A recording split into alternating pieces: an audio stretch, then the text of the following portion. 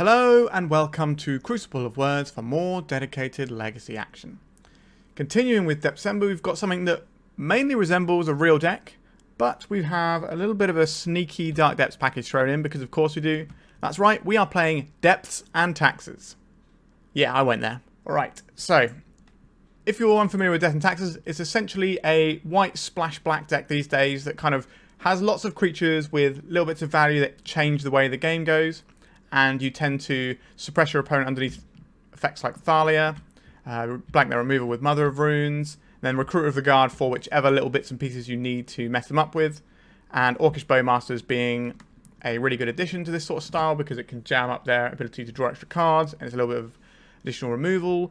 Stoneforge Mystic is one of our premier threats here. You can go get Batterskull, Kaldra Compleat, or Lion Sash, and then yeah, we've just got a bunch of cool things to find, Oppo Agents, Ethersworn Canonist, Flickerwisp to start recurring some stuff, Loran of the Third Path, Skyclaves, you can obviously pull out our Solitudes if we need some more removal, and I've added in 2 Hexmages to go with our 3 Dark Depths and 3 Thespian stages, so we've got some ways of comboing. We can tutor for the Hexmage with the Recruiter and just make a 20-20. So obviously this deck came about because the phrase Depths and Taxes appealed to me, but what I find sometimes with Death and Taxes is it lacks a little bit of punch sometimes, and you know, why not throw in a 20-20 for a bit of extra punch? We have Mother of Runes, which is quite a good supporting thing for it, because this means that we can protect our Marit Lage a lot better. And we have Wastelands in our deck anyway, so that we can take out opposing Karakas. So, yeah, like, is this going to be the best build of Death and Taxes you've ever seen? Unlikely, but I think it's actually going to do relatively well. It's mainly just going to be Death and Taxes, but we do have, like, an eject button into let's make something enormous and smash, because what I find when I'm playing against Death and Taxes is that big flyers are pretty good against Death and Taxes a lot of the time. They don't have much in the way of dealing with it out. Like if they can't remove it, it's not as if they can block it that much. They're very weak in the air apart from like the Flickerwisps.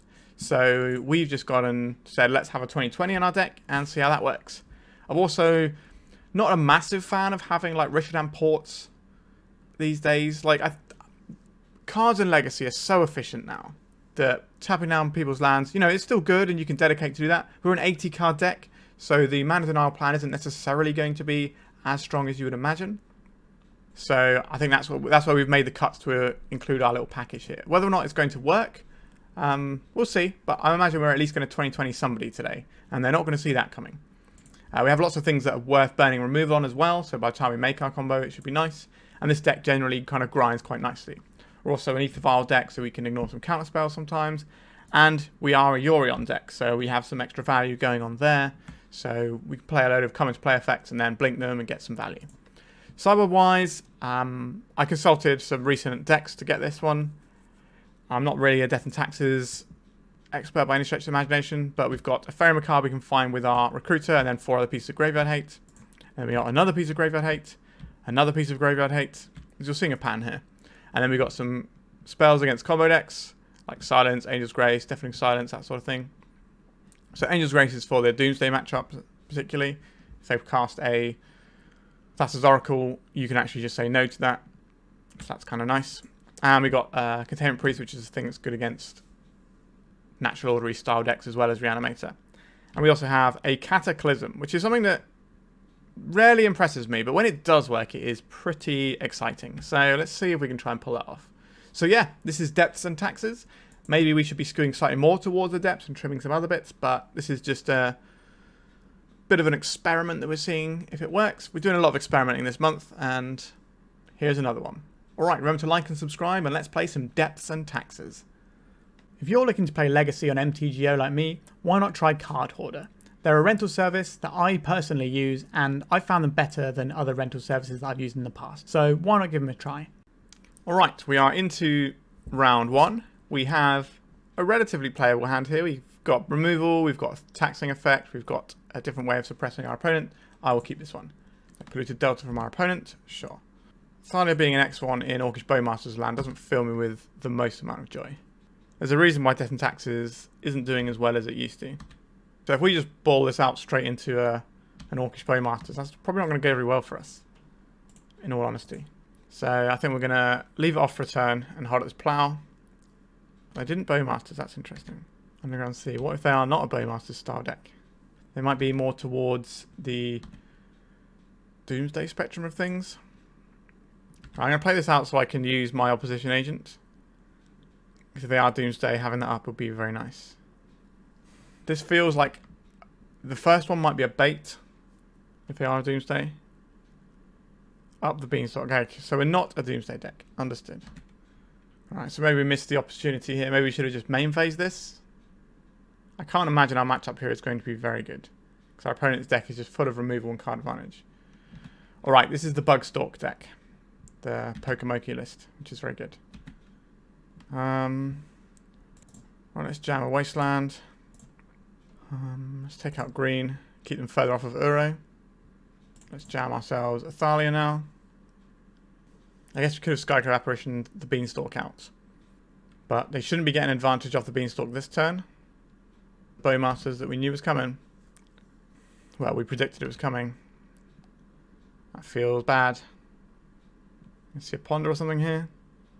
Yes, I wanted to get the Thalia down first while Skyclave Apparition had more chance of resolving. But obviously they had the Bowmasters. We thought they probably had the Bowmasters, but we had to try and play our stuff at some point. This is also a matchup where the Dark Depths is going to be very good because they don't really have answers for it. Do I care about these guys? Not yet. We'll save our removal. A Hexmage. Okay, we're getting towards where we want to be. Let's play this Wasteland so that we can play around. I don't think they have days in their deck, but we can play around it and then Wasteland afterwards. Right, so they have a Force of Will, drawing themselves a little card here. Right, we will just be Wastelanding our opponent here. The idea is to keep them off of Life from the Loam and Uro. And additional Beanstalks. Right, we're going to see a Murktide Regent, I believe, here. Which we will source the Plowshares, then probably put Yoran into hand unless we draw something really spicy. Yep, here is the Murky Boy. Alright, over to us. Well, we take our 2 damage first, then it's over to us. But there's a lot more attacking to be done in this game, so 2 life points isn't really a big deal. Flooded Strand, do we care about that one? Step 1 is plow this guy. And then I think we do... We could either try and kill one of these or put the Yoran into hand. What is Yoran doing right now? I guess taking 2 damage isn't the worst though, so let's just go and get ourselves a little companion friend.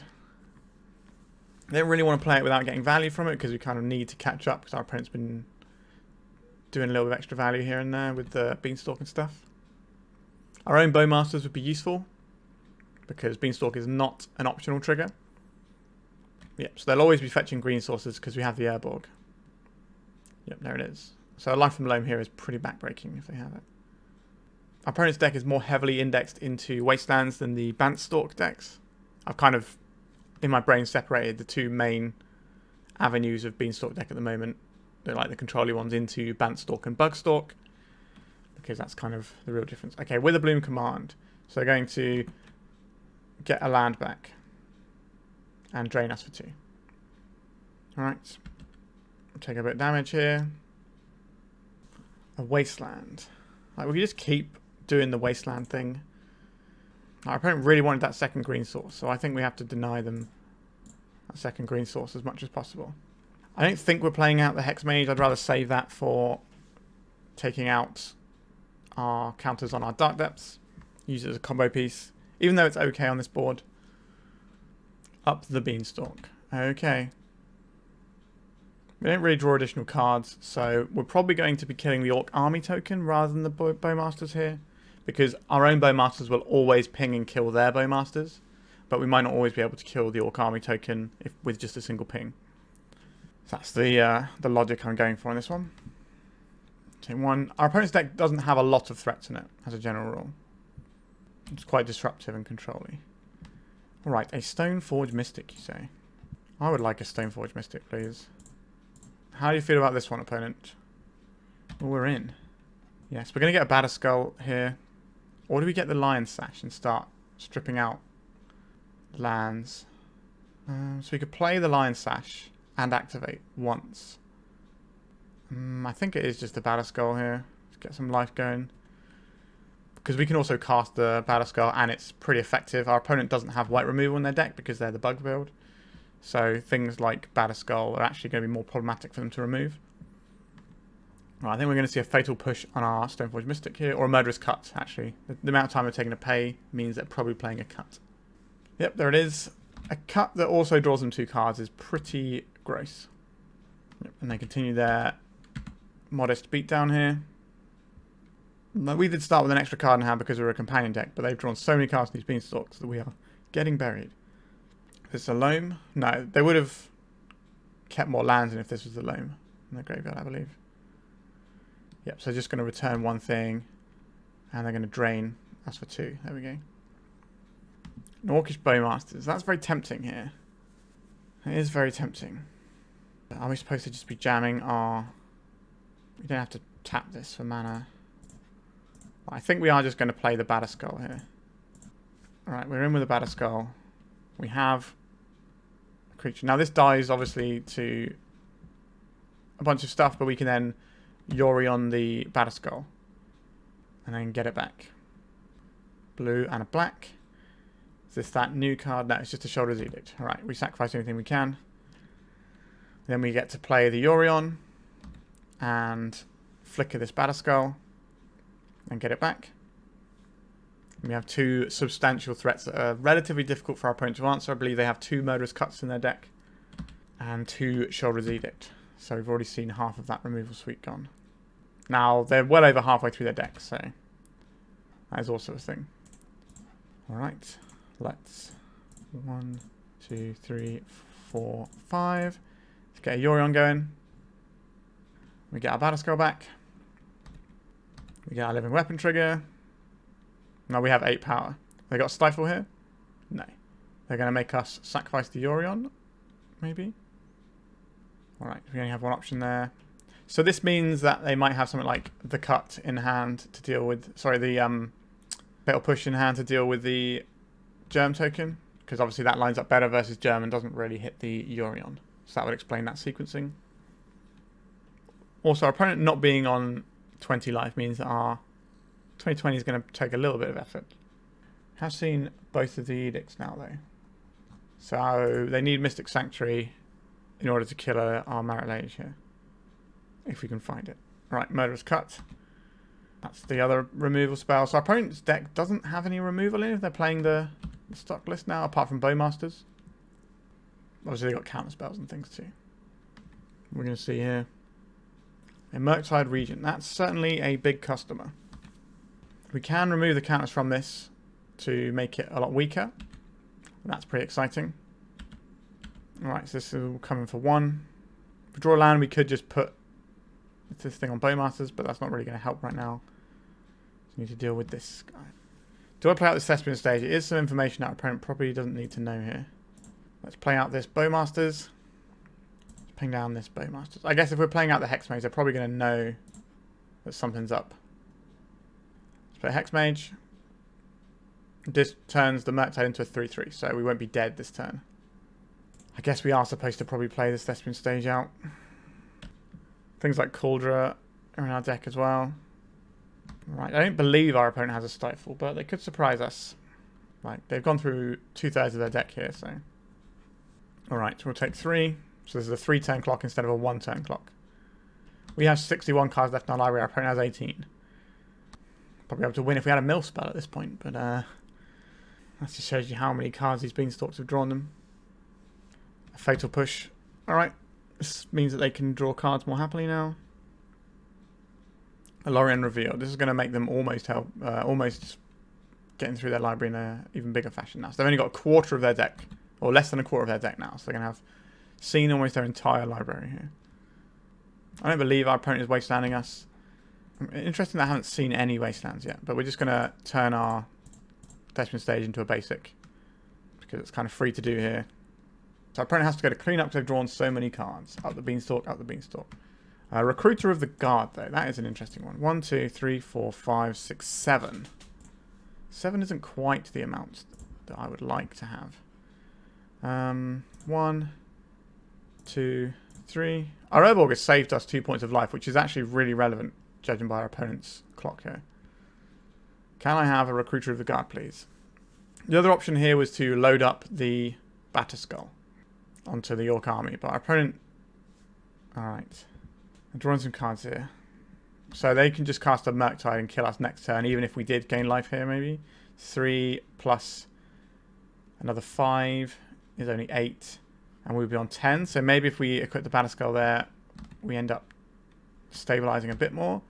But our opponent left 1 mana open for potential Fatal Push. Oh yeah, they still have a Fatal Push in their deck, right? Or do they? We've already used 2. Okay. So Mystic Sanctuary and Orcish Bowmasters is lethal as well. Alright, they can just do this in their upkeep and then they can kill us with it. Yeah. Maybe we're supposed to equip the Batterskull there. Uncertain. But our opponent had 11 cards left in their deck because they were that far ahead. So that's pretty scary. What does this one do? This is a pro black, pro red. That's not really for this matchup, to be honest. I don't mind Rest in Peace here as an option, though. That seems pretty good when they're pretty heavy into Delve packages. I don't think we want to go all the way into Ley Lines here. Cataclysm, not really for this matchup, in my opinion. We can use Silence as a way of forcing through a spell, if that's something we're interested in, so maybe. But we don't have the best options here. I like I like the Mothers. Our removal suite isn't that important, but it's fine. Canonist is very annoying for our opponent. We already have Lion Sash for Graveyard Hate. Are we just going back in? Do we honestly want these cards? I'm not convinced they're the most helpful things. I kind of want this Rest in Peace. I'm going to trim 1 plow to our opponent's not that creature heavy. They're not that creature heavy, but they are, you know, very creature oriented. If that makes sense in terms of how they win the game. So the creatures they do have are... That was a terrible sentence. So they don't have that many creatures, but the creatures they have are really big and important, like the Murktide. We do have a couple of ports left in our deck as well, so we can kind of constrict our opponent maybe, but we're going to go in like this. I'm only just starting my first cup of tea of the day, so my brain's not entirely warmed up yet. Alright. Let's see if we get punished for having Dark Depths in our deck. We have a lot of mana to work with, so this shouldn't be too much of an issue. We get to keep our hand, and we can lead out with a Plains into a... Yes, we get the Plains off this one, because this one can get a basic. So we lead off on the Plains here into Thalia, which will then get killed by a Orcish Bowmasters. I believe that's what's going to happen. I still think we are supposed to take the Thalia here. It stops our opponent from playing a Beanstalk. So they could just Beanstalk and then start drawing some more cards and like hit our next spell. Alright. No play there from our opponent. Interesting. Let's try for a Stoneforge. Alright, we're in. Can we just get the big one here, get the Kaldra Compleat. Go to attacks here. They're going to flash in the Bowmasters and kill our Thalia. Or they not have the Bowmasters. Okay, so they were on a turn 2 Beanstalk hand, not a turn 2 Bowmasters hand. That's excellent news for us and gives us a chance. We can protect our Thalia with a Karakas if they try and remove it. So I think this is just going to be a 3-mana Beanstalk here. Or it might be some sort of cut to answer our Mystic. That's why you put the extra fetches in the bin for more fuel for Delve. Actually, it's still not enough, is it, because of the Thalia? I think our opponent has just realised that as well. It's a Dismember. It is a Dismember, sure. Thalia actually doing some good work there. Right, I think we're going to go to attacks here. Play this out. I would like to play out this Lion Sash. And we will keep wastelanding our opponent's green. They've got all of the things here. Black is their removal colour, so I'm kind of more interested in taking out the black-green. So they're less likely to be able to do double removal spells. So we're holding up a Lion Sash activation or a Karakas bounce on our Thalia. Not a terrible place to be. We can Recruiter of the Guard next turn. We don't have black for our Hexmage though. This could be a Witherbloom command, which probably eats our Lion Sash. Is it -2 or is it -3, -1? It might be -3, -1, which is weird. Alright, so it's a blue or green spell. This could be the Beanstalk. A Murktide region. Okay, we have this answered already. That's fine. Do we want them to gain 1 additional life here? I don't think so. We know they can't counter this because of our Thalia, so we can just kind of say no to this. We couldn't answer it in step anyway, but we had the choice of if we wanted to eat their card or not. Play out our Dark Depths and get our opponent worried. I don't think we need to hit this Bayou just yet with our Lion Sash. Because we already have the... This is a mistake, I think. Because they could Orcish Bowmasters here. Alright, they didn't. Because we already have the second Thalia, we've kind of got that covered. We don't care if they kill our Thalia as much. I think our sequencing there was certainly not the sequencing of an expert Death and Taxes player. A non-token creature. Alright, goodbye Thalia. There's a Wasteland. What would you like to do with your Wasteland? Let's try for a Thalia. We're in with it. Excellent. Attack. So we've got a 2-turn clock now. We're now seeing the Wastelands that we didn't see in game 1 as well. So I think this is pretty close to the Pokemoki which is very good. A 2-mana Brainstorm. Sure. I believe Bosch and Roll recorded a video or 2 with the Pokemoki list. If you want to watch those, highly recommend it. Deck looks really good. Another land from our opponent. That's definitely one of the things our opponent is interested in having. If we activate our Lion Sash now, they can kill our Thalia outright. So I think we leave it to play around that. Let's go to attacks. And let's grow our thing just so we've got a 2-turn clock here. Because it has to eat permanent cards to grow. As much as I want to eat our opponent's graveyard there. So they can make a 5/5 Murktide. There is a Mystic Sanctuary targeting the Shoulder's Edict maybe? Right, we will eat that Edict, I believe. So our opponent's on 4 now. So that's 2 swings of a Thalia, 1 swing of a Lion Sash. Was them trying to get the Shoulder's Edict back a bait or not? It also means if they play a Murktide, it'll only be a 4, so our Lion Sash can crash through it. A Pernicious Deed. That's pretty good. It's going to blow up a lot of our stuff. And our... Yeah, so it was kind of a bait to get rid of our Thalia. But we can reload with our Recruiters. Or we can do some Bowmasters. Is Bowmaster better than Recruiter on this board? I think it might be. Let's get Recruiter going. Let's use its ability and find something exciting. Do we just want running Bowmasters here? I'm not sure we do. I wouldn't mind having... If we drew another black source, I would like that. But we don't really have another black source. We get Thalia. I think the time for Thalia is gone. I think we just get a Flickerwisp here. It can reset counters on a Murktide. It can also then go and get us a Solitude by blinking this Recruiter. It's a pretty powerful tool. And obviously it beats for 3. Right, our opponent's gassing back up. If we'd have had the Bowmaster in play, that would have been pretty good, but they just wouldn't cast that, and they did have other cards in hand that might have been pretty... Right, so we'll attack for 1. Feels like our opponent has a Bowmasters here, if I'm being honest. I think we're going to hold up our Bowmasters. I think they were holding up Bowmasters in case we Flickerwisp, or they can kill our Flickerwisp with the Bowmasters. I don't think we're opposition agenting this. I think our Bowmasters also represents... If it gets the ping off, it represents 3 lethal bodies. So that'll crash through any sort of Murktide action. Right, so here comes the Murktide. That's acceptable. Let's try and Bowmasters them. So give us 3 lethal attackers. Which, unfortunately, doesn't bode well into our Bowmasters. Ooh, they're stifling it. Saucy. We still have 1 lethal attacker that gets around the Murktide. Right, let's go and get... Probably just as a... Is it plains here, or do we want our second black? Second black's probably fine here. So if we play a Flickerwisp here, what are we flickering? Flickering out the Murktide, or are we flickering our Orcish Bowmasters? We could flicker out our Recruiter and just get another Bowmasters. That's also pretty acceptable. I think we'll go for this, because if they ping out our Bowmasters, that's not great for us. Yep, so there's the Bowmasters that we predicted they would have. We are targeting our Recruiter of the Guard that we have targeted with the Flickerwisp. Alright. I guess we're not attacking, but our opponent's on 2. They can't cast any cantrips. They can't also attack with their Murktide until they kill our Flickerwisp. But they've drawn a lot of cards in this game. It's been pretty good this game.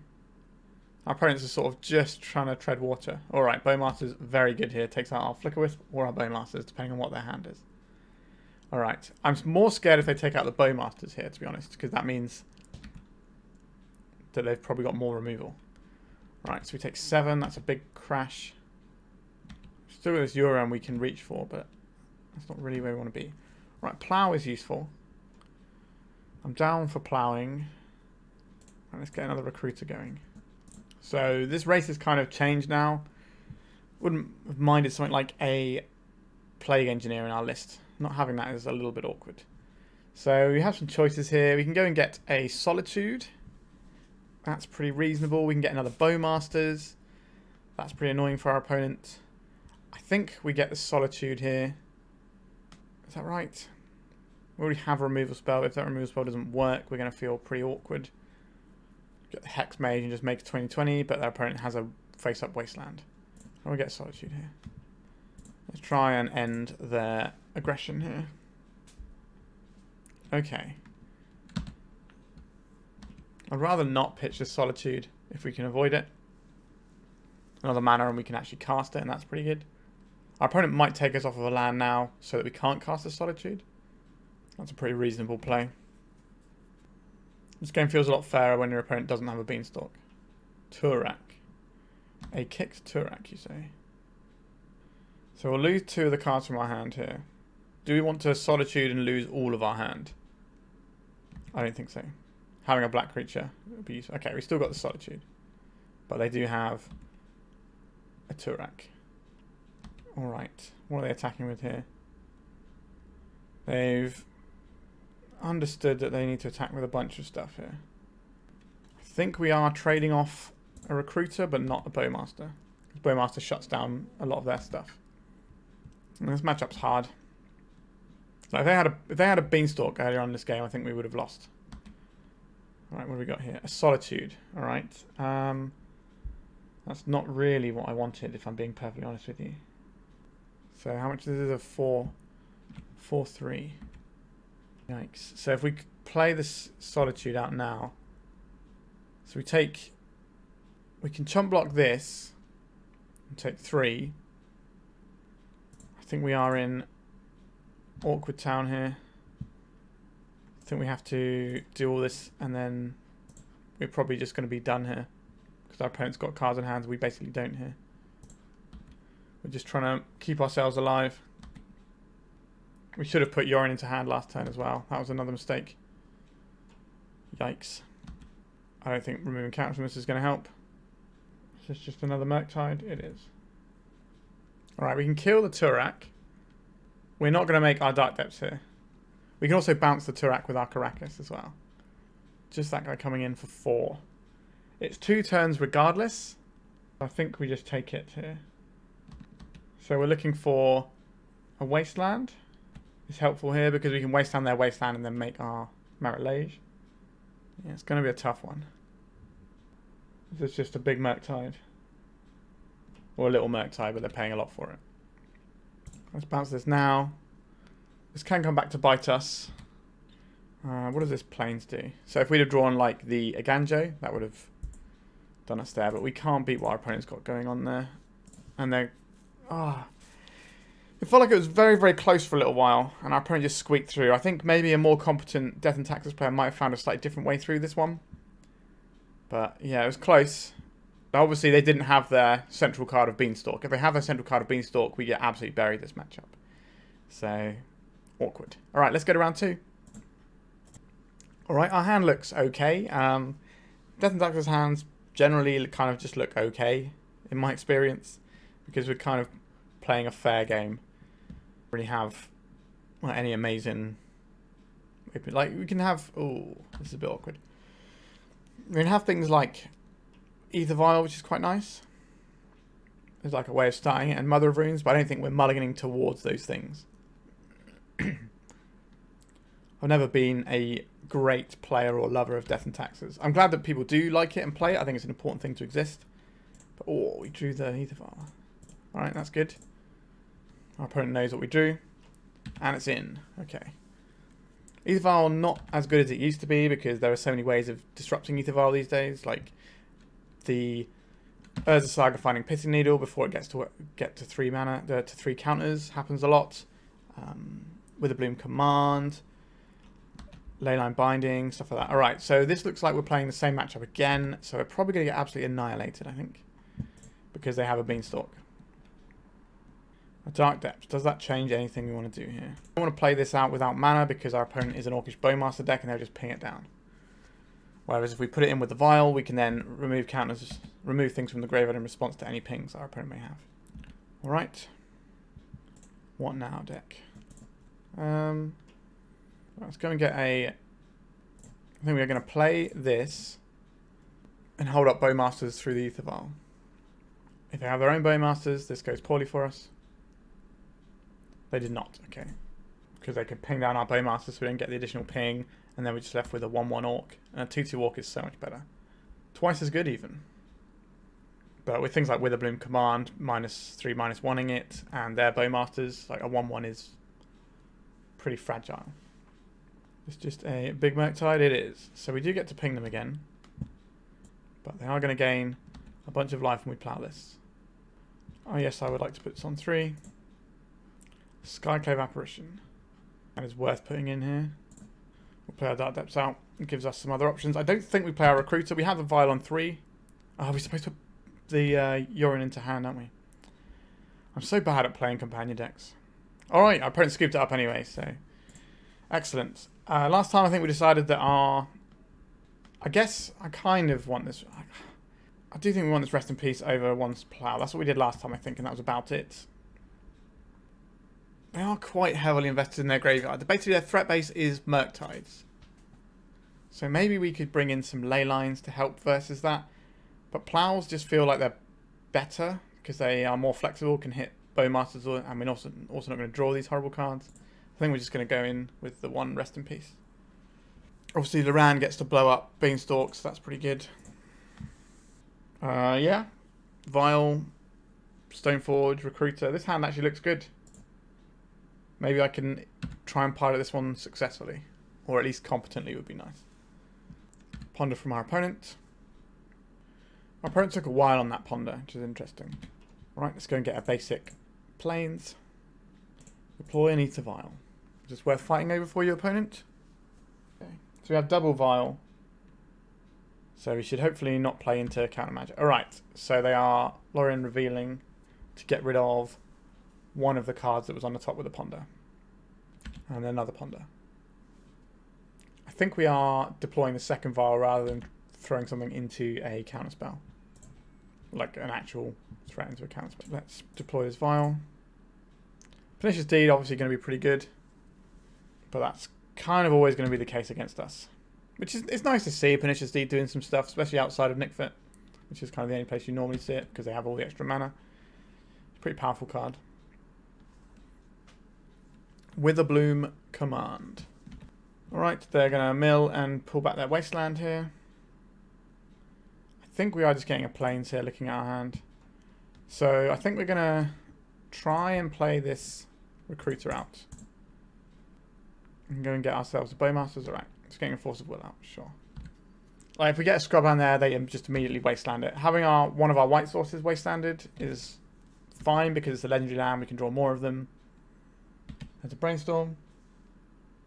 No fetch land after Brainstorm. Alright, so we're getting Thoughtseize here, which is a bit of a shame. So we're going to probably take the Stoneforge. But it depends on the texture of their hand, really. Yeah, we took the Stoneforge, as expected. Put counter on this. We have a black source if we want to put it into play this turn. Is that what we actually want to do, though? I think it is, and we will put Yorion to hand. Look at me remembering I have a companion. Alright. So we can put the Canonist in when our opponent casts a spell, and then that'll be their only spell. They didn't cast a spell, so we're just going to put it in anyway. Probably going to eat a removal spell. Opponent's only got 3 cards in hand, though. Let's put Aether Vial up to 3. That's a pretty good number. Another Aether Vial if we want it. Sure. I don't mind having another one. If they Bowmasters here, we can Flickerwisp our guy. Shoulder's Edict. Sure. I think Flickerwisp is better than the Canonist. The Canonist does allow them to like cantrip into something. But Flickerwisp can reset a Murktide. It can get a lot of value with things like Apparition that we actually have in hand right now. So I think it's the correct play to let the Canonist die. What are they going to put on top? Is it Loran revealed? A Thought Seize. Interesting. I think we don't do anything in response to the Thought Seize here. The best card in our hand is probably Yorion. Yeah, there it goes. Do we want to put a 3-1 into play when our opponent has no black mana available? I think so. Oh, I've just tapped out my own land there, foolishly. So this is no, and the second one is yes. Not that it really matters. But it definitely could have done. You can tell I'm not used to playing Death. I thought this was a May. Alright. Cut this land. Get our little planes back. Holding up Skyclave Apparition. Got a 4-turn clock. Need to find some action. But our opponent isn't really doing a lot over there. A Murktide Regent. That's not something we get to hit with our Skyclave. So no to this one and yes to the other one. That's not great for us. We need to find a way to remove this Murktide. Are we supposed to be upping our Vial towards Solitude?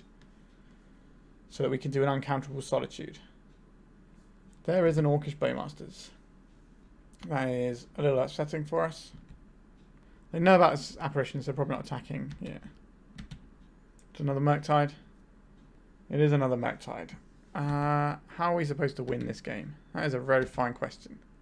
I'll put in our Skyclave. This gets rid of one of their threats, but if they kill our apparition, we lose. But if they kill our apparition, we're going to lose anyway. So, let's put these triggers on. Right, we're going to say yes to both. So that maybe we can do some Solituding soon. And we just draw land. Yeah. Our opponent's deck feels very favoured against what we're doing here. We played against it twice and it felt pretty grim both times. We kind of nearly squeaked it through one time, but our opponent's got these big Murktides. And we're an 80 card deck, so we can't reliably answer them necessarily. Now, we did board out one Source to Plowshares, but that still leaves us with 7 answers, as well as, making 20/20s and doing stuff like that. But yeah, this matchup does not feel great. And you can certainly see why this is becoming one of the most played Beanstalk decks right now. All right, let's go to round 3. Oh, sorry. That was game 2. I thought we won game 1, didn't we? Apologies. We are going back in. All right. Oh, dear. I sometimes do that when I play against the same match twice in a row. My brain just kind of... I don't like this one that much, but I think it's a good hand, but it's very vulnerable to a single Wasteland. Which isn't really where I want to be, but I think it's acceptable. They don't necessarily know how good the Wasteland is going to be, and we've already got something on board. Alright, no Wasteland. That's good news. And a Plains. Do you want the Plains or do we want the Port here? If we play the Port, we can do Wasteland and Thalia next turn. That feels good. Let's try Canonist. Alright. This feels a bit more like it. Maybe we're supposed to play the Thalia out there instead. That was my initial thoughts. We can Thalia Wasteland next turn. If our opponent only plays one spell a turn, our Mother of Runes is always going to protect our creatures. That's kind of why I went with the Canonist there. But maybe we're supposed to slow our opponent's development in terms of the amount of cards they put in their graveyard. But Canonist and Thalia have the kind of same effect in that respect, right? Unless they're playing once on their turn and once on our turn. I don't know. Interesting. I also like the fact that Canonist doesn't die to Bowmasters. Alright. We're taking out our white source here. We do have another white source though. Let's go to tax. Again, sequencing threats is something that you learn when you play a lot of Death and Taxes. And that's not a thing that I've played a lot of. Right, we get to beat down for 4 here. Maybe we can win this match. Maybe I'm speaking too soon. We're just going to get Scrubland here. So are we jamming the Stoneforge? Just saying no to this game. We can sort of put this game to bed relatively quickly with a Stoneforge. I like it. So we can get the Kaldra here. We can protect our Stoneforge. Alright, we just win the match. Okay, so we have actually beaten this matchup. Alright, we've split matchups against this. The taxing element definitely came in here. This is also the first appearance of Mother of Runes, and we don't know how good it was here, but I imagine it did a lot of work stopping our opponent being able to kill any of our things. So, alright, we did the full taxes thing. Haven't done the depths thing yet, so let's try and do that in round 3. Alright, welcome to round 3. Our hand is not very exciting. I think we can get a bit more business going. His hand is the same, basically. So I think we keep this, but it's the same, but we also have a Hexmage. Are we wanting to keep the Hexmage, though, is a better question. 4 lands here. We throw back the Plains, and then we can have black available if we want it, and the Wasteland is useful. It's either the Wasteland or the Plains that goes here, I think. But we can swamp into Bowmasters here. Alright, just a basic forest. Right, so let's swamp and pass. Lorien revealed. Okay, are we playing against the same matchup again? No, Volcanic Island. Sure. Is this just a 5-colour bean deck? Here comes the beans. No. Oh, okay. We're playing against rhinoceroses. How bad is rhinoceroses for us? Probably not amazing. Because that's a lot of power that our opponents just put in play. 10 power on turn 2 isn't really the sort of thing that Death and Taxes does a good job of dealing with. So what is our strategy here? I think we are getting a Scrubland and playing a Hexmage. This can eat up the Shardus Agent and save us 2 damage, and if we draw a Dark Depths, we at least have a shot at making 2020 and winning the game. Now, this deck that we're playing against is very good against 2020s because it's full of bounce spells. Okay, the Wasteland kind of shuts off that other plan. Fire, yeah, that's pretty good. How are we going to win this game? I don't think we can beat this. But our opponent doesn't really know what's going on that much. Yeah, this game is very much over. Our opponent is playing a lot more powerful things than we are doing. However, we have tools for this. Deafening Silence. Silence can stop rhinoceroses. Containment Priest doesn't really do anything here. Rest in Peace, Sanctifiers, Angel's Grace. I think it's just these 3. Having ways to remove their creatures seems fine to me. Is our Dark Depths plan so bad that we want to cut it? I don't think so. I think we want to trim it, though. They do have a decent chunk of removal. Lion Sash isn't the most useful here. Canonist, obviously, very good. Thalia, pretty useful. Orcish Bowmasters is fine. We want all the removal to get rid of their things. Flickerwisp and their guys away is fine. The Skyclave can kill a Minsk and Boo. And that's about it. Opposition Agent. Maybe this isn't an Opposition Agent matchup. Because Cascade doesn't search their library, it just reveals. Right. So we're going to use Silence as a counter spell. So in response to a Cascade trigger, we cast it. No second land. I don't think we can keep this one. Okay. What card are we putting away? It's probably this. So, do we just secure ourselves a white mana here with this Marsh Flats and shut ourselves off of Bowmasters but play around Wasteland? Our opponent showed us a Wasteland in the last game. I think we're just supposed to get a basic here. We've got other plays to make. So next time we can try and drop the Thalia. And then if we can get Stoneforge Mystic going, we'll be having a good time. Just an island from our opponent. Sure. Let's see if we can get the Thalia. Alright, we're just in with the Thalia. So that makes it slightly more difficult for them to put rhinos into play. There is a forest. Let's go tax. Bash for 2. Deploy a more substantial threat. Okay, this is worth Force of Willing for our opponent. Sure. They're pitching a Force of Negation to do so. But we have the pressure on board. We have protection against some removal. They shouldn't, unless they got a Spirit Guy, they can probably put some rhinos into play right now. See how they sideboarded here. Tishana's Tidebender. Interesting. So here comes the Rhinoceri. So now our opponent is ahead because our little creatures are quite puny. Bowmasters, does that change anything here? We can... Okay, I think we're just going to be ploughing one of these rhinos. And I think we're going to get a swamp here. And then we plough this rhinoceros. And then I will take out their land and try and stop them from getting more rhinoceroses into play. Alright, so they're going to attack with their 4/4. Sure.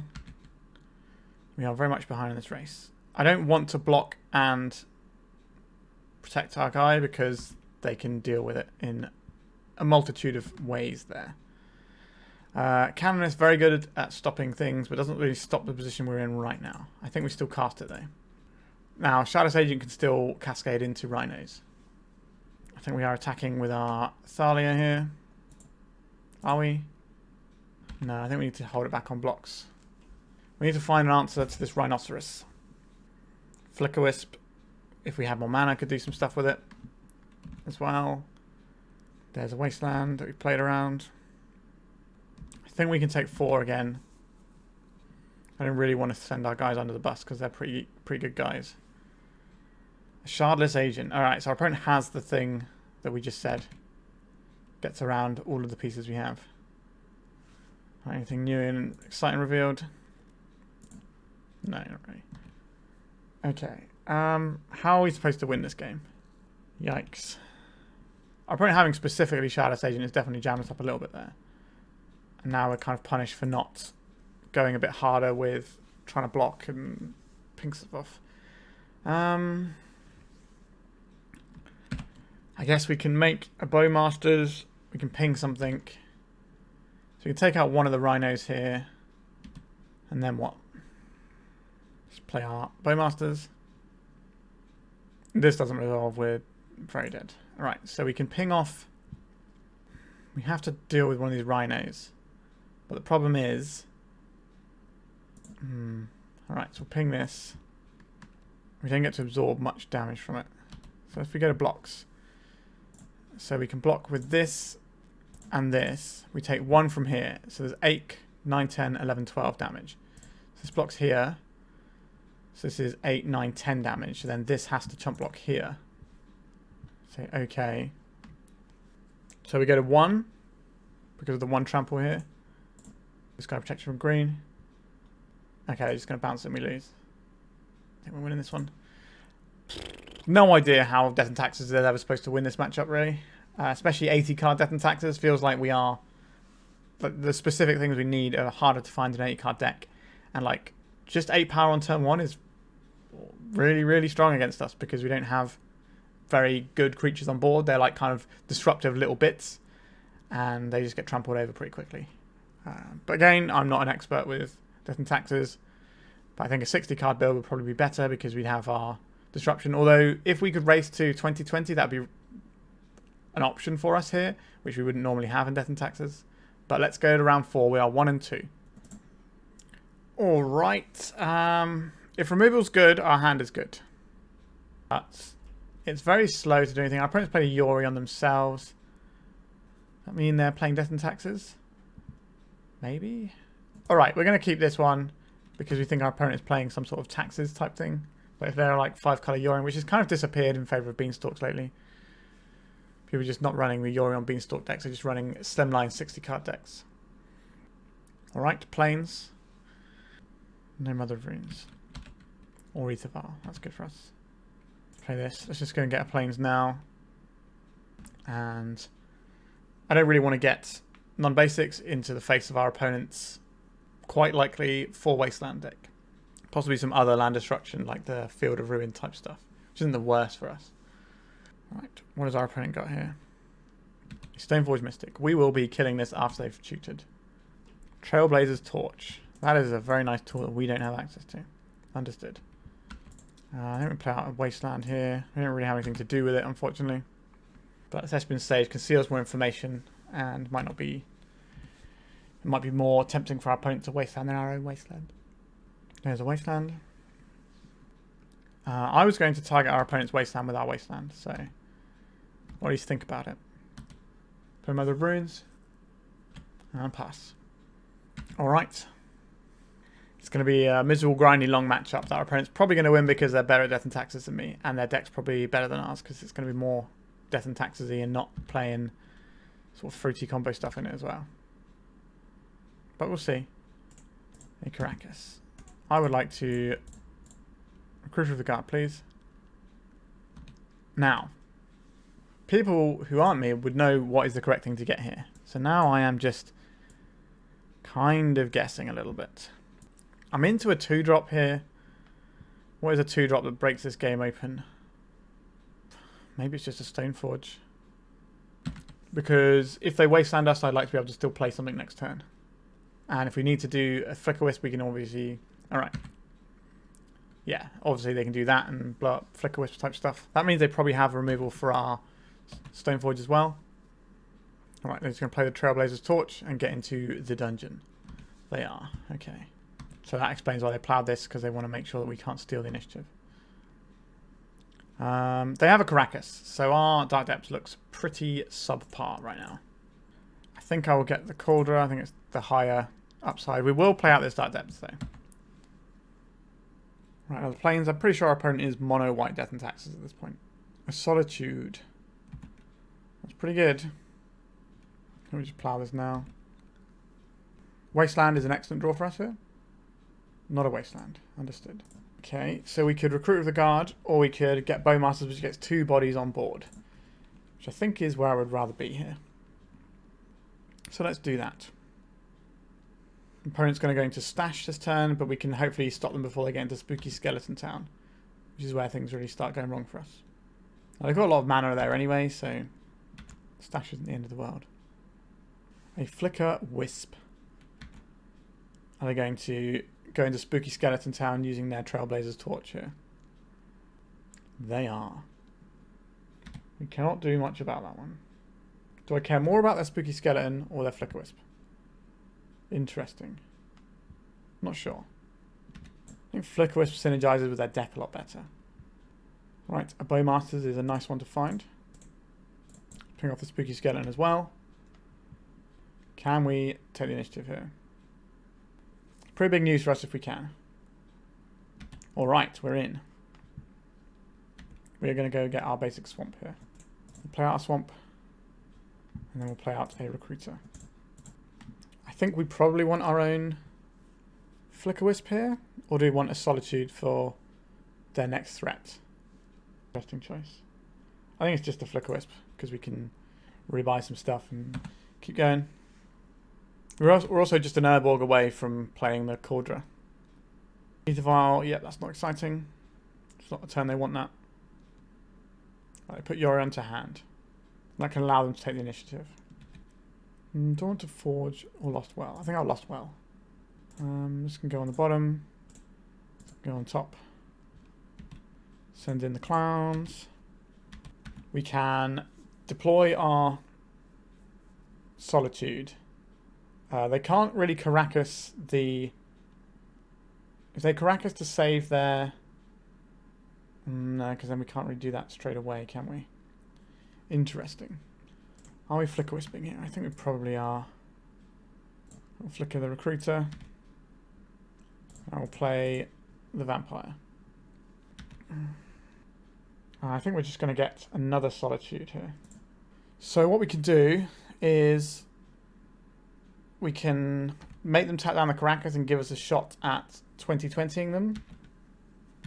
That does cost us 2 cards, whereas if we just wait a turn, we can cast it on the regular.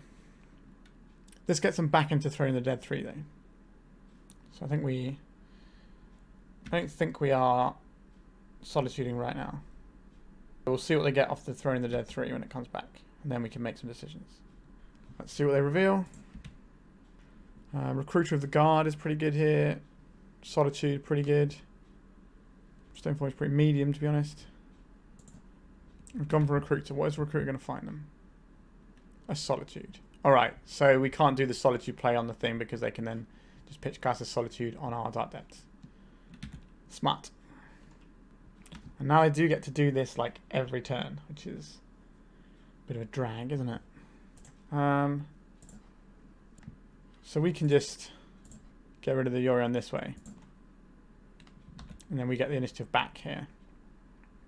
That gives us a stash, which allows us to hardcast a Solitude on this recruiter when they try and blink it. We still have our Yorion to reach for at some point. But we've got a lot of stuff going on. Knowing they have a Solitude is a little bit annoying. Right, they're playing their Yorion Sky Nomad. What are they going to target? Presumably the recruiter. Oh wait, no, it doesn't target it. Whoops. Whoops indeed. Yeah, we just made a horrible error there. We've reset their recruiter for them. Mother of Runes, that's not that big of a deal. The recruiter will come back as a 1-1 though, which means we do get to ball pretty hard here. So what do they find? Another Solitude, sure.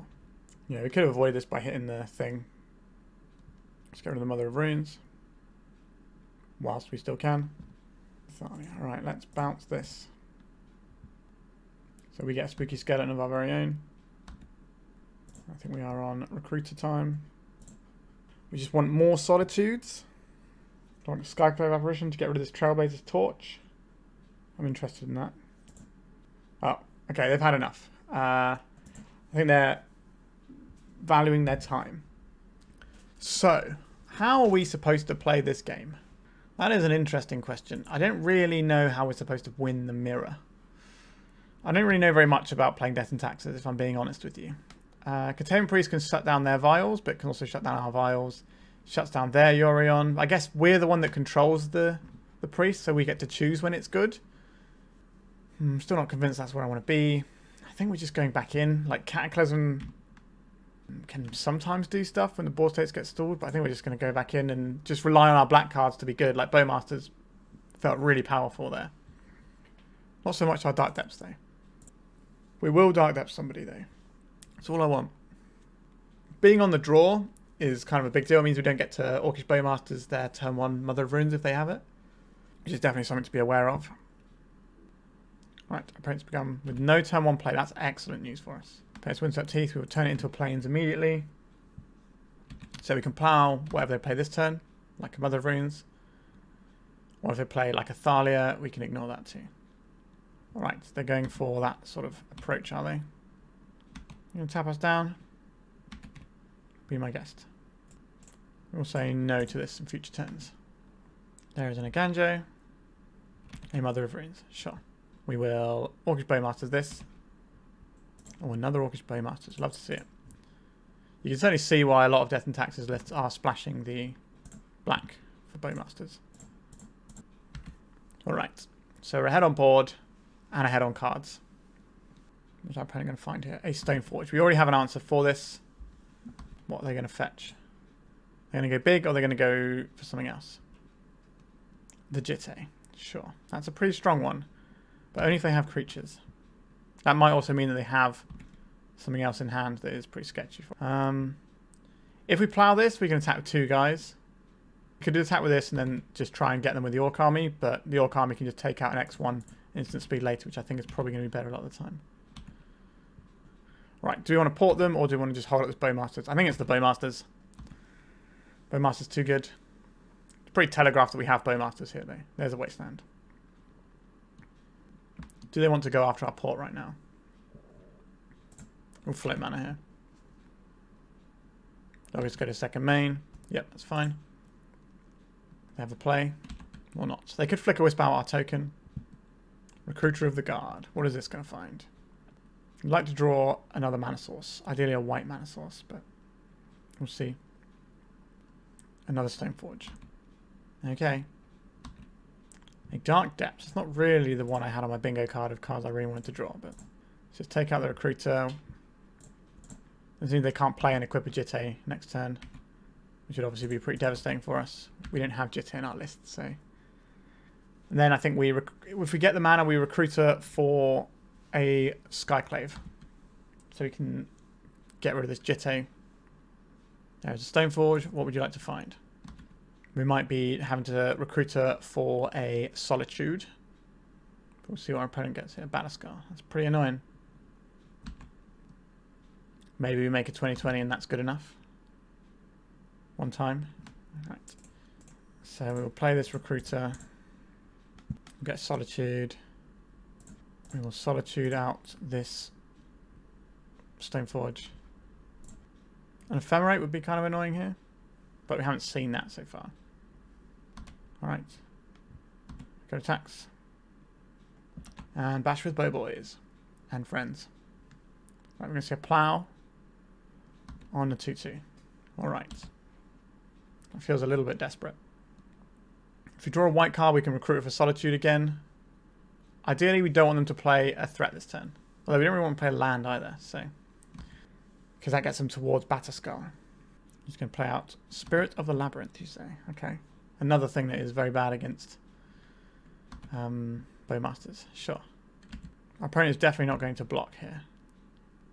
A Karakas. What does that do for us here? We're casting this. We can't get the Stoneforge. We can get a Loran of the third path. And that deals with... And we can reuse this to deal with all of their equipment.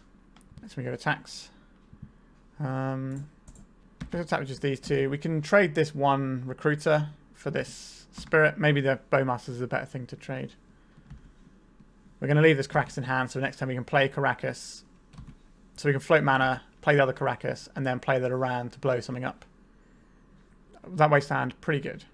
If we take out our Karakas here. They know we have the Loran coming, so that's a pretty reasonable play to make. He's going to equip this. Yep. We're going to be trading some stuff here. But we will take the block to get the creature off the board. Because whilst they can't put... As long as they can't equip this Jitte, it stops being scarier. Like, it's obviously pretty scary and can smash a bunch of our stuff right now. Right, Thalia. Right, let's attack with everything. That's step one. We're not going to play out the Loran. We'd rather take the Batterskull at this point, I think. Let's play out Thalia. And our Thalia can be saved via a Karakas here. We're looking to draw land so we can play Loran and have it to bounce. Then I'll be happy to get rid of this Jitte. So they're not going to play the Batterskull out while we have the Loran in hand. Not that they can play it out because of the tax on the Thalia. Aether Vial. Let's attack with our squad. This is half of their life totals. They're going to need to do something soon. A hard cast Solitude, you say. It's a pretty good one. And we will return our Thalia. They get to gobble up probably our Recruiter here. That's a good one to flicker. Not that we've got the mana towards flickering anything right now. And we'll redeploy the Thalia because this has first strike, so it can tangle with the Solitude a little bit. Now they can equip the Jitte and pump it, so that doesn't go amazingly for us in that situation. But it stops them from deploying the Batterskull, perhaps. Alright, they're just killing our Thalia, sure. So now they can deploy the Batterskull. Right, it's going for the Jitte. We're pretty strong. If we can draw a land, then I'm okay. Any land that taps for mana, provided our opponent doesn't have a follow-up right now. So they can machine gun down all of our things. Right, they put Yorion to hand, which is a pretty potent creature. When we're playing with these rather weedy little guys. We can play this out. It's probably just going to die, though. We can blow this up, but they will get to... yikes, this is awkward, isn't it? Right, so let's put this Stoneforge in. I think we're just getting a Lion Sash. We at least have something to play. I think this is better than bouncing the Yorion right now. Just get this ticking. This allows us to do Loran things in a few turns if we can survive that long. Right, if our opponent wants to machine gun down our things, sure, but we can just put some guys in front and save our life total a little bit because our guys are basically dead anyway. Not a big fan of this play.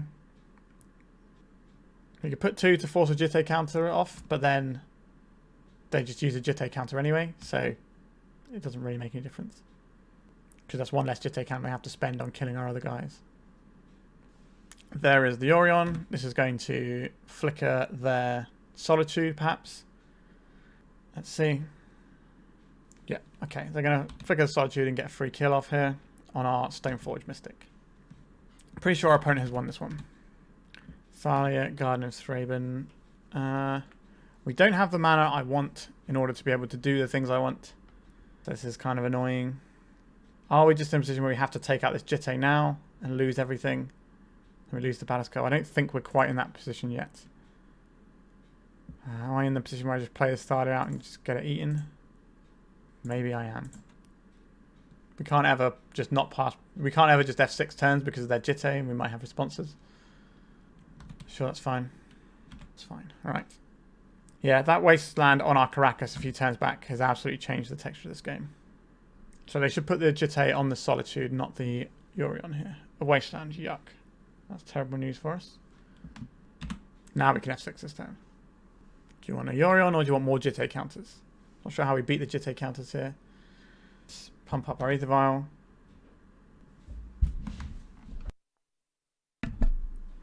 I just had a delivery which changed the amount of time I have left on the clock. Interesting. So, are we trying to Loran of the third path this, or are we just going to the next game? I think we're supposed to go to game 3 here. I would grind this out, but where I had to answer the door and sort something out, I took a lot of time off of our clock, so we are now behind. Yeah, if we didn't get Wastelanded on that one turn, and we could do Loran and bounce it, then I think that game is ours. But that's the tight margins you play on when you're playing Death and Tax. There's not a lot of wiggle room for failure, usually.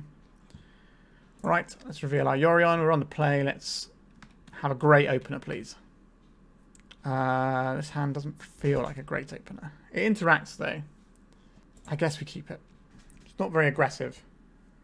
But we have a body that can grow. We have a tutor for something good. We have a way of dealing with some of the scary artifacts. We have a way of killing a Stoneforge. And because we're on the play, our recruiter can find us a Solitude if that's what we need to do. To deal with a Stoneforge. Aether Vial, sure. Plains, not unhappy to see that. We will play out our guy. We know they don't run Bowmasters, so this is relatively safe. Next turn we can Loran the Aether Vial, and hopefully they're relying on that for mana. As like casting some of their bigger spells. So we can jam that away from our opponent. A Wasteland, sure. That is annoying. A Windswept Heath. I'll take out their Wasteland. But I will leave the Source to Plowshares up in case our opponent plays something like a Mother of Runes at end step from the Aether Vial. They did not, okay. This means we can answer a Stoneforge and then immediately Loran of the third path the Aether Vial. Let's get basic plains. Could get a black source so we can have double black, but I don't really want to play into that. We could have also exiled one of these. Let's go to attacks. Let's see if they put anything in here. So the problem here is if we Loran of the third path this Aether Vial, they can put in a Stoneforge and we don't have the mana to plow it and stop them getting ahead that way. So I think we're supposed to play out our own Aether Vial here and hold up this plow. And next time we can hold up plow and do Loran. Alright, they didn't put in anything. So it would have been rewarded.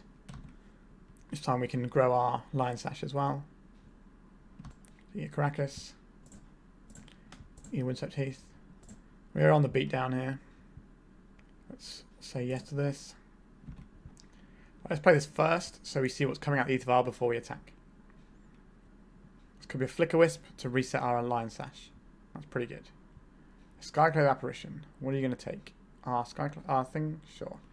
That's acceptable. We can go and get a 2-2 back off of this when we want to. Hold up this plow in case there's a better target. I'll happily just take 2 damage if they attack. Otherwise, we can get rid of this and start attacking. Loran of the third path also pretty good with Orcish Bowmasters if we can get that joined up together. Allows us to just force draws on our opponents so we can ping stuff. Sort of breaks the parity of both of us drawing a card quite nicely. Our opponent's thinking long and hard about this, which is good for us because we need to claw back a bit of time on the clock. A Flickerwisp, you say. I'm going to target their Skyclave Apparition here. And we will plow their Skyclave Apparition in response.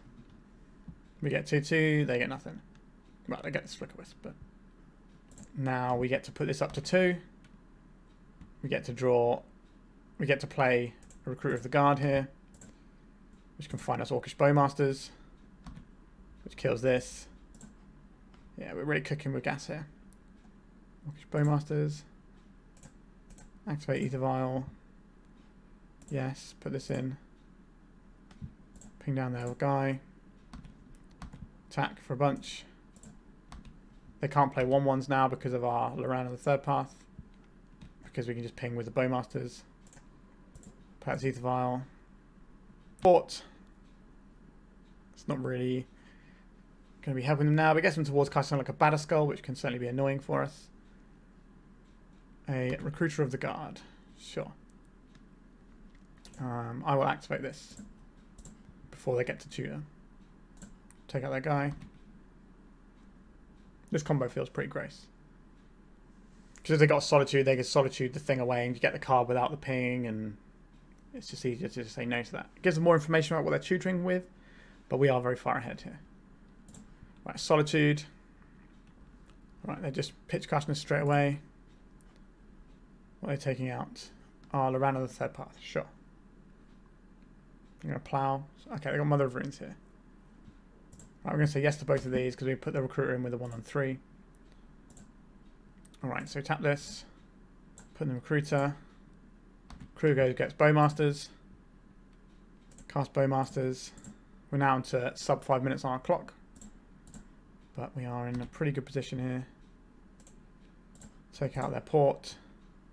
Play another Wasteland. Go to attacks. Feels like it's half their life total. 3, 4, 5, 6, 7. Yeah, that's half their life total. Right, we just have 6 for time reasons. We can always turn it off if we need to.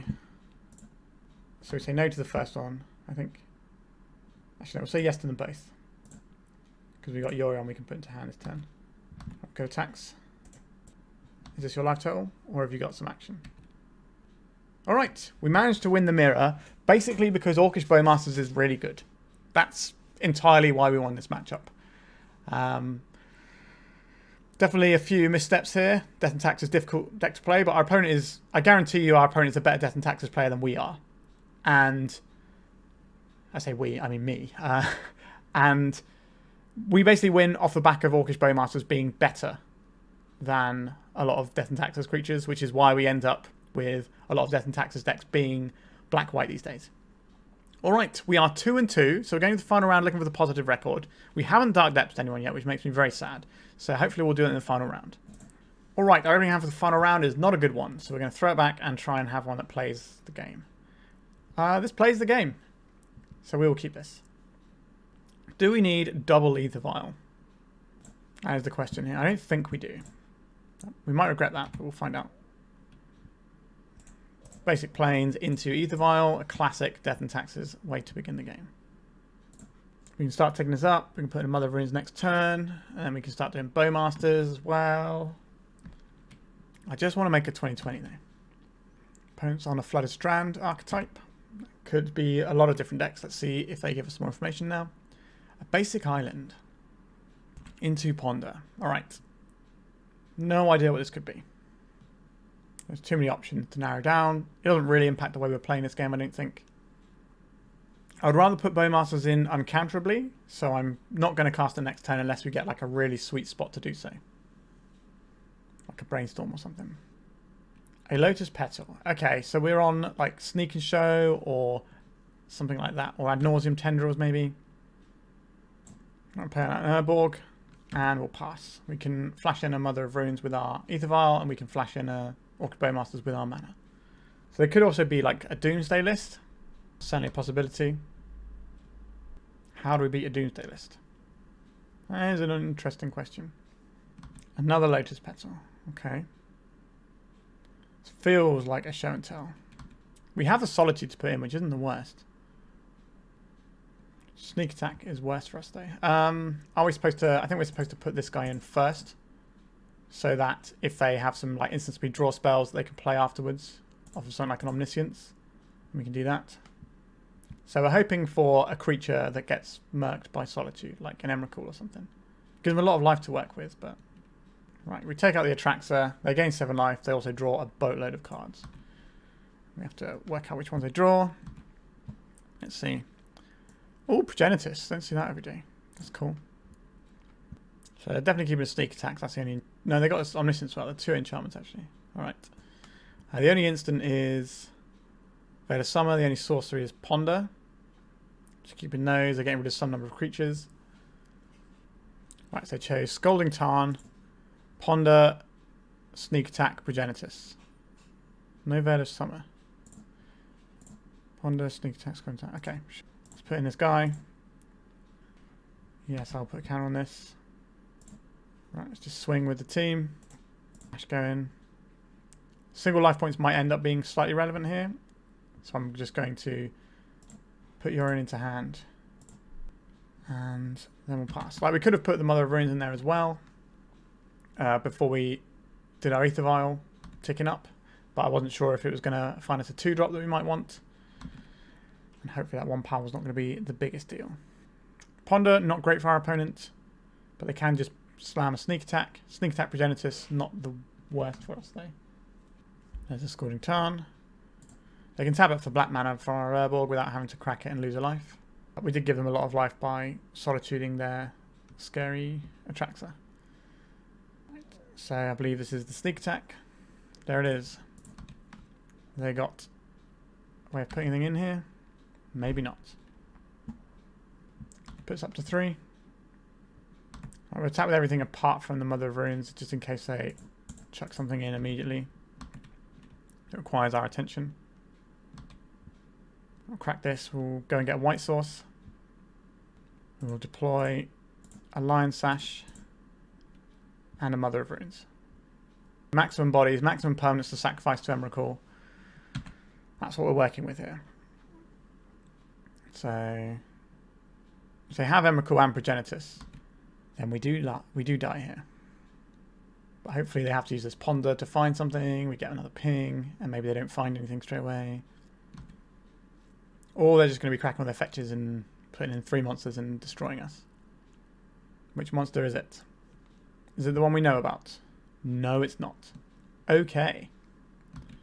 That's 7 power. So then they get the Emrakul, and they also put in the Progenitus we know about. So we'll just scoop it up. Alright. I would like this Containment Priest. That seems like a good shout. Cataclysm, not really down for that one. Silence, not really great. Deafening Silence, okay, but again, not amazing. But probably better than some of our other options here. Opposition Agent is fine. They might be an Intuition build. I don't hate that. The Lion Sash isn't going to be doing anything, so that can go. Canonist is good. Loran of the Third Path is good. Flickerwisp. Yeah, we got lots of stuff that is pretty reasonable here. Do I think Mother of Runes is going to be that important? Unsure. We can definitely trim a Plow. Maybe we'll trim a Mother as well. I would rather be playing Sneak Attack in this matchup than the Death and Taxes side. But then again, I'm not a Death and Taxes player, so in most matchups I'm probably going to err towards the non-Death and Taxes deck because I'm not very confident in my skills of playing these little white creatures. Alright, Aether Vial into Stoneforge is quite aggressive. We have a Solitude to deal with a scary thing. We have the Karakas too. This all seems acceptable. We will go get a basic first because they can be Blood Moon decks. Opponent's mulligan to 5, so that gives us a chance. We're going to have less pieces to interact with us, so our thing's more likely to stick. And they're likely to have less likely to have a second round of combo. Right, let's just get our Aether Vial in and pass the turn. There is a Brainstorm. Can't put an Orcish Bowmaster into play yet, so that makes me sad. A Lotus Petal. Alright, I don't think they're going now, they're just playing this out ahead of Thalia. Let's crank up this Aether Vial. Another Aether Vial, or we could deploy something that can actually try and win us the game. I don't really want them to know about this Karakas just yet. So I think the play here is try a Stoneforge out, because we need to race, because eventually our opponent will just put scary monsters into play, and they will be good. Let's go and get the biggest, quickest way of winning the game that I can find. That is a Kaldra Compleat. Gives us a good chance of doing something next turn. And we can hold up Karakas, which is pretty good against a bunch of their monsters. Not Progenitus, though. Right. They could go as early as this turn if they want to. A Ponder. Alright. Interesting they Ponder after they play their land. Because what if they find like a soul land and that allows them to just go off this turn with a show and tell. Alright. Yes, we'll do this. Play our Karakas. put in a Kaldra Compleat. The biggest, scariest thing we can do, apart from our 2020, but it's not very forthcoming at the moment. Get to bash with this. We want to hold this up, so we're probably not doing anything else. We've got Karakas and Solitude to try and deal with what nonsense our opponent can play. Next turn we can Recruit of the Guard and get something else to shut them down, like the Containment Priest. I guess we could have got Containment Priest this turn. Interesting. Preordain. I could have tapped the Aether Vial and put the fear in our opponent that we're going to Bowmasters them, but let's see where they put these cards. 2 on the bottom. Alright, that's a good sign. A show and tell. We will put in our Solitude. We can't target their guy. Understood. A little bit frustrating. But we do have the superior clock, weirdly. Like they attack for 10, we attack but we gain 3 life back, which is big. Let's put a counter on our Aether Vial. So we can do all of our cool stuff at instant speed here. Play this out as well, which allows us to get this Mother of Runes, which can allow us to push damage in the near future. We won't deal any damage to Progenitus, so there's no point attacking into it. But they can put us to 9, then we can crack back and go up to a little bit more. And if they try and put some sort of additional show and tell on the stack, we can then Recruit of the Guard, go get Containment Priest, and then flash in the Containment Priest. And that's going to be pretty backbreaking for our opponent, hopefully. Because they're not going to have any resources to really deal with that afterwards. Because they're pretty low on cards. Because they need to have 2 cards for a big monster to be a thing they can do anyway. And the Mother of Runes allows us to start cracking next turn, so they can't just sit here and do nothing either. So we've got our opponent in a pretty nice squeeze. Otawara bouncing the Kaldra Compleat. Okay. You're supposed to bounce the Germ there, I believe. I'll take this little damage. We have to crack this, I think. We'll go and get a Scrubland. We will put in the Kaldra Compleat. Yeah, if they bounce the Germ there instead, we don't get to do that. And then they are actually winning the race at that point. Let's Recruit the Guard. 5, 6, 7, 8, 9, 10. Is there a way I can add more power here to try and win the game? I don't think there is. But we're going to get Containment Priest. Right, we're going to raise this up to 4, I think. So we can get towards the Orion. Right, so I think we go to attacks with our whole squad here. No, wait, not our whole squad. 5, 6, 7, 8, 9, 10. That's enough. Then we can play our Containment Priest and protect it with Mother of Runes. We're on 11 life. Play this. Use this and this to make the priest. And then put this. Do we put this into our hand? I think that's probably reasonable, isn't it? And then pass. So our opponent can dome us for 10. But 10 is certainly not the amount of life we're on. They can't hold back on blocks because our Germ token can sail through. Or we can just beat around it because we have enough threats there. Alright, so we did get that game. Let's go back in. I don't think we want to change any of our sideboarding. We just jam. What does this do? We can make a turn to Stoneforge. That's acceptable. But I don't think this is where we want to be. This is okay. This is okay. I think we use the Mother here. Or is it the Skyclave? Skyclave can hit sneak attack if they play it out naked. Alright, there's a Ponder. They did not shuffle off their Ponder. Is Aether Vial better for us, or is the Deafening Silence? I think the Deafening Silence is probably better. We need to slow our opponent's ability to combo here. We can always put in a Recruiter of the Guard, which gets us a Solitude that we can play, and our opponent can't counter it. Another item from our opponent, which means we're not going to get comboed this turn because they can't play a Lotus Petal into their spell. Right, they did not shuffle again. We're definitely playing out this Aether Vial. What else are we doing alongside it? Is it the Urborg? I think it's the Urborg. So we have a Plow, which can sometimes do stuff in this matchup.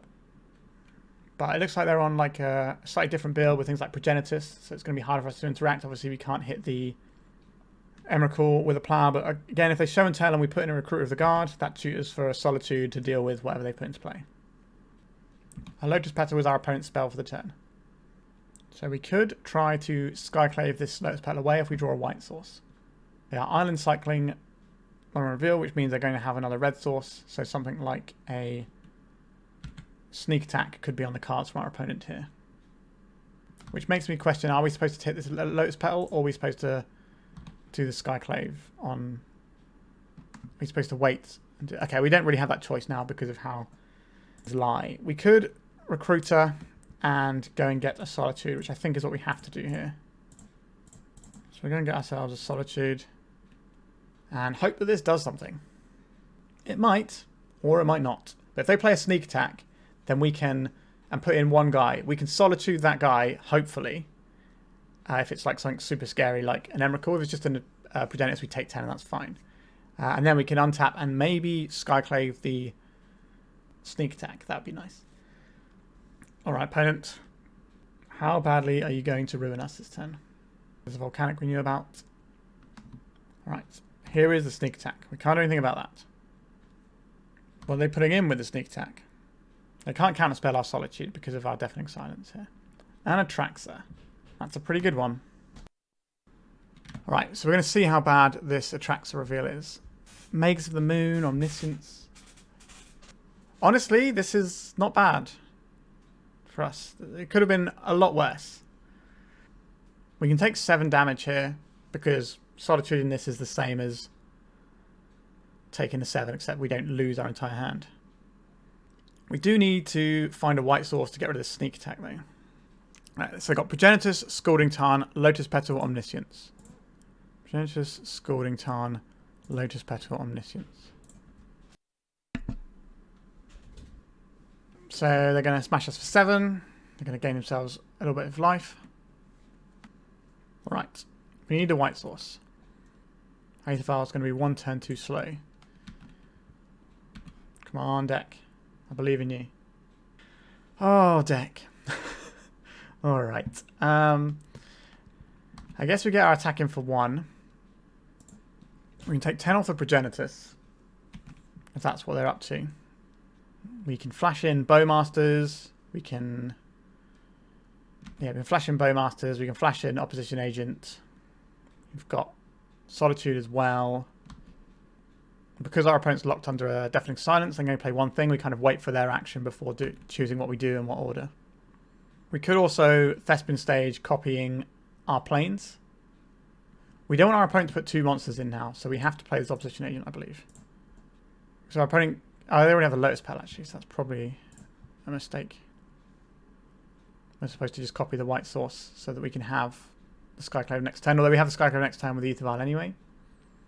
If they try and interact with our Opposition Agent in any way, they don't get to cast any more spells, but they're probably not in casting more spells mode anyway. Opponent does have a whole grip full of cards. It's not going to take much. We get to see their hand here as well, because of how Opposition Agent works, and we see how dead we are. So they have an Emrakul. That will kill us. Actually, no, it won't.